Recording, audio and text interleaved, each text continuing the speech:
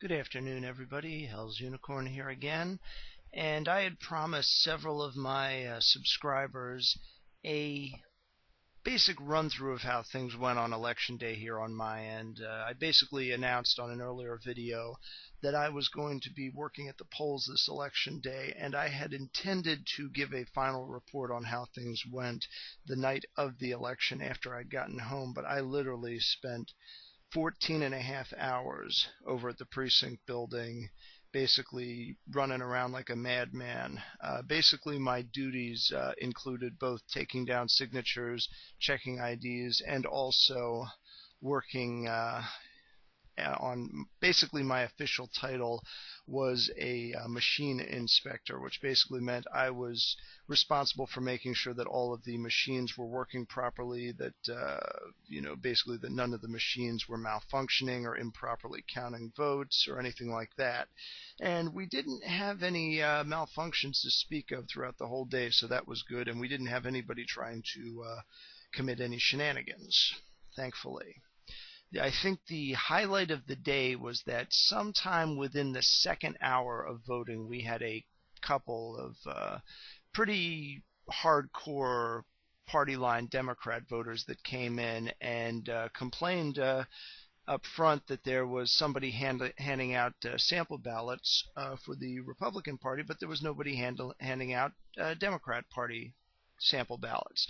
Well, there's not really much you can do about this because the Democratic Party did not bother sending anybody to our precinct to do that. It's actually a little bit ironic considering that this is actually a majority Democrat district. It's like a 55-45 split. But the party is not active here. A good chunk of the Democrat voters here are pretty conservative and they vote for Republicans anyway. And most Democrats actually don't even show up to vote. Our total number of registered voters in this precinct is 1,800, and I think this time around 862, yeah, that was the right number, showed up to vote. That's about a 47% turnout, and that's, I think, pretty close to the national average as far as voter turnout went, which is a very good number for a midterm election because usually people don't turn out. Everybody is so enthralled with the office of president. It's almost like electing a king. People only show up for that. In the 2008 election, we had like 1,400 people show up. It was like an 80% turnout. That was ridiculous. We had a lot of new voters come in too. Our voter registration actually went up that year, and most of the people that came in that time were, they couldn't name who the current vice president was at that time, but they knew who Barry was, and so they just vote straight line Democrat. That's probably how we ended up getting a lot of the local politicians that we ended up with, or at least the United States representative that we ended up with. All right. So essentially, as stated earlier, 862 people showed up to vote, and that's actually an interesting number considering that is the exact number of the, in billions in this case, of the amount of money that was spent on the first bailout. Not TARP, that was like $700 billion if I remember correctly. This was the first Obama bailout, so there's a little bit of irony there on that one. So essentially we had 5 offices that were up for a vote this time around. We had governor, senator, House of Representatives, our congressman basically, and we had 2 members of the 2 state assemblies, state senate and state house. And all 5 of the races were solid locks for the Republicans in our district, actually. It was about a 2/3 split between Republicans versus 1/3 for Democrats, which again is interesting considering that this is a majority Democrat district, and I think we had more Democrats show up than Republicans. Probably, I would say 6 out of 10 were Democrats, and the rest were either Republicans or independents. But obviously, not everybody was voting for Democrat politicians. I had several casual conversations as I was leading people over into the into the actual voting booths, just basically making small talk about, how things are going on locally. And I would just say, well, good luck with your vote, sir, and I'd close the thing. And occasionally I'd get a side comment as I was getting the machine set up where they'd say, yeah, it's a complete waste of time. Nobody's worth voting for. And I have to think about that for a second. I'm pretty sure that those people probably voted for Corbett and for Toomey, who I was supporting. But if you don't see a point in it, I don't really know why you do it. I would personally, if I had that mentality, and I have a mentality that's fairly close to that actually. I was voting more for pragmatic reasons than for principle reasons this election. Why not just drop your registration? If you really want to make a statement to the United States government that you don't support what they're doing, don't even register to vote. It's basically a sign of complete non-participation in the process.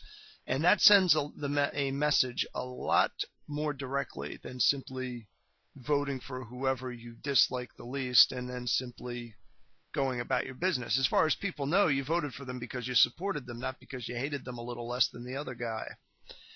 But anyway, as stated before, my primary purpose in this election, I obviously wanted to make sure there was no shenanigans going on. And this is a rural area, so there's probably not going to be a lot of that. That's stuff that usually goes on in Philly and maybe occasionally in Pittsburgh.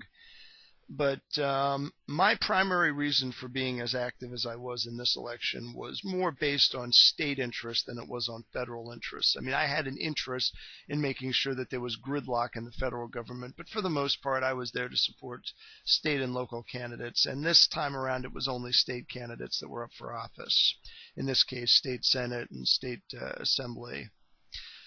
But as far as federal politics went, I was preferential to the Republican who was running, primarily because I have pretty well not been happy with Fast Eddie Randell and his approach to doing things. He has made my job. I work for a family business, and we're dog breeders. We've had I'm just going to say it's a bitch of a time staying in business the past couple of years because the Pennsylvania Democratic Party has been kowtowing to, basically animal activist psychopaths, to no end for like the past 2 years. We've had a bunch of really ridiculous laws passed in the past year and a half, and we've had to make a lot of changes. Some of these changes were changes that we would have made to the makeup of our kennel. I would say within the next year or so afterwards, but we basically had to double down and we had to blow a lot of money that was set aside for emergencies in order to make all the necessary changes that we needed to.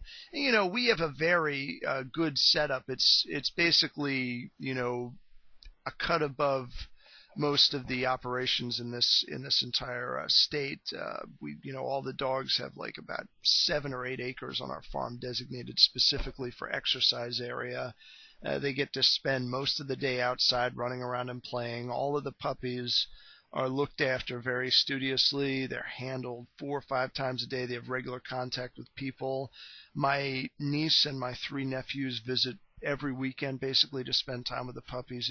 We clean it all the time. We basically do everything that we can to make sure that those dogs are happy and well taken care of until they get placed in good loving homes. And we just had psychopaths running up and down the state trying to shut everybody down regardless of what kind of operation they have. You got those people that are kind of like, the PETA activists.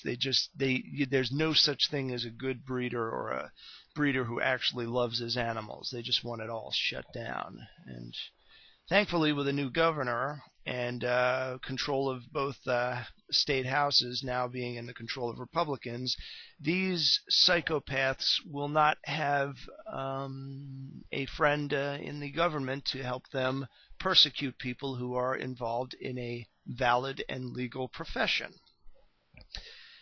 And as far as Senate and House, obviously I was preferential to Toomey, primarily for his views on economics. He's a pretty solid free market guy. He supports free trade.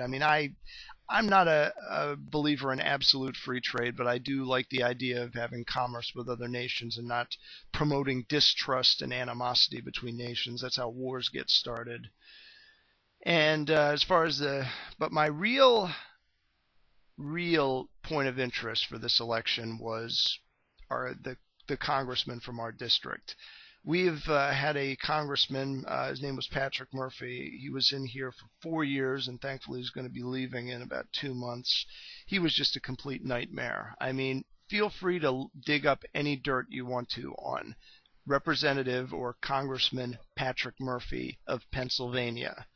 And believe me, you're going to find a lot of ugly stuff. The guy is a alleged Roman Catholic. He's either a cafeteria Catholic or a Catholic in name only, who is 100% pro-choice, has a 100% rating from NARAL.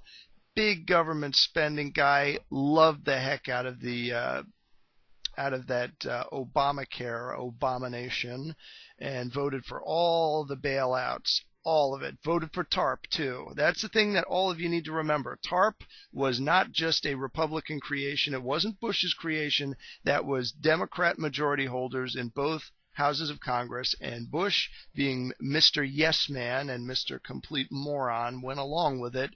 And in addition to subjecting us to 2 unending perpetual wars, has also basically perpetuated about, I'd say, close to $2 trillion of extra debt as a result of TARP, and what it paved the way for as soon as Obama got into office.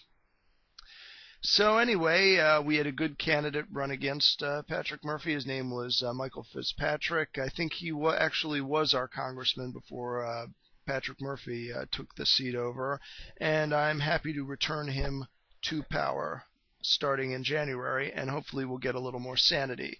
I have to say I am very, very proud of my state.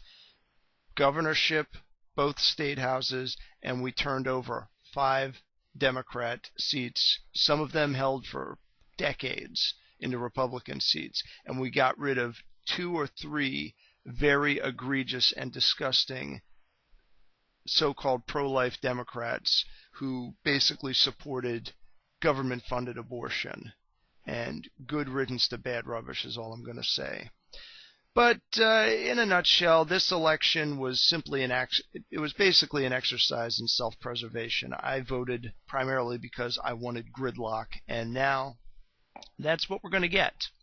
Obviously not happy that dingy Harry Reid managed to hold on to his Senate seat, but hey, when you got a state that is basically funded by organized crime, if you cozy up with the right union people, you're going to get reelected. And then on top of that, when you have a couple of moron, moderate Republican Party chairpersons in the state endorsing the Democrat because you don't like the candidate that you have, you know, stuff like this is going to happen. All I'm going to say is that if the Republican Party wants to be a worthwhile party, it needs to purge all the warmongering neocons, and it's got to purge all of the rhino neolibs also. If you want an actual alternative, you need to actually start looking like one. And the Republican Party under Bush and the Republican Party under all of the Northeast liberals are both not alternatives to the Democratic Party. They're simply 2 halves of the same whole that they claim to be opposing. So anyway, I hope all of you enjoyed this, and feel free to ask me any additional questions about how things went in my voting precinct, and I will answer them. The only thing I will not do is disclose who was basically working here or who was voting or anything like that. Obviously, I can't do anything like that. So until next time, with prudence to myself and benevolence to all of you, good evening.